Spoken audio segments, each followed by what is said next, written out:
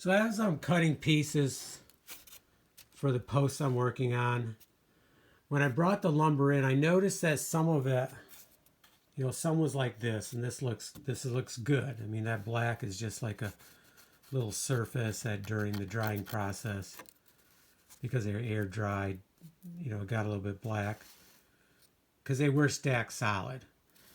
But I ran into this coloring, and this is not a good sign.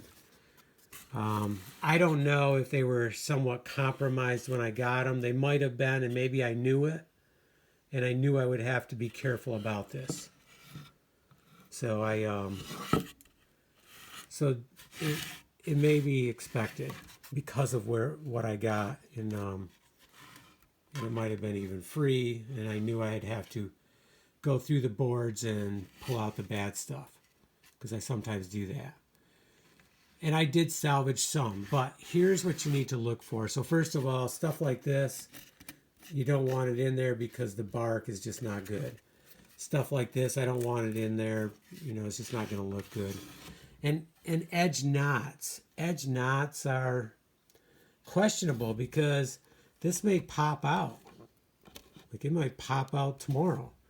And then I'm not going to like the looks of it. So there's multiple reasons to take this piece out. But here's another reason.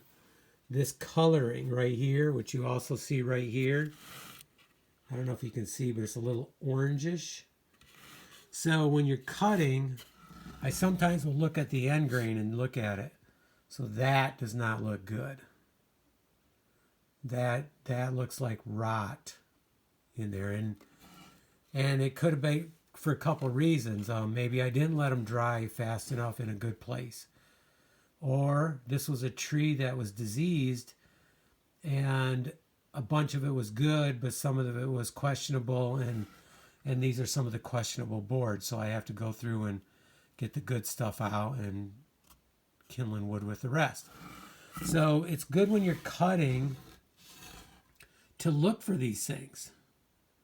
You know, is it good and solid? Like this part is pretty good, but that part definitely is not.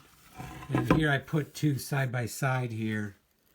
So the bottom one definitely has issues. The top one is what it should look like. So, and you can tell because you can't really tell with your fingernail that it's softer. But when you're cutting, the blade goes through easier. You can feel it's less resistance. So you have to look out for this. This is Hemlock as an example. I mean, this is true with all woods, but this is Hemlock. And one of the factors is the Hemlock in the Northeast, well, I think a lot of places, has a disease. It's and it's killing the trees.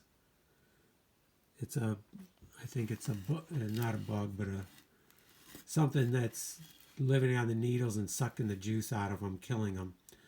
So you really need to look out for this sort of thing. So just an example of be careful, look at the wood as you're cutting it.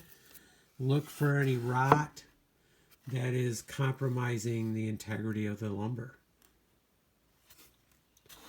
And discard any of the bad stuff. Okay, let's move on. Let's grab some more pieces because I need a few more good ones to finish this one off.